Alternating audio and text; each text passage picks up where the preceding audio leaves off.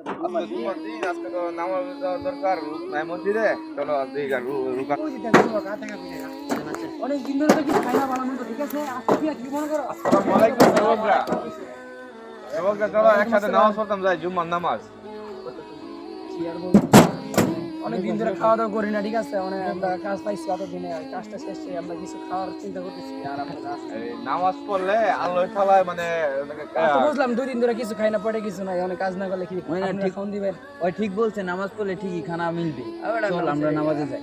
তাহলে এটা শেষ করে তারপর চেষ্টা করি। এখন তো আজান দিয়ে দিচ্ছে, আজান দিয়ে কালকে সময় আছে, কালকে সময় আছে।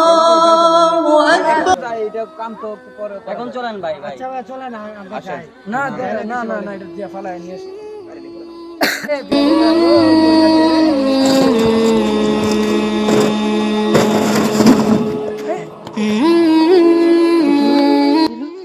আমি যে তোরে বলছিলাম চল নামাজে যাই, 10 মিনিট আছে, তুই কেন এটা আজকে বললি? এটা আসলে মুরব্বিরা দেখো এই কামটা করতে হবে। আসলে ভালো না।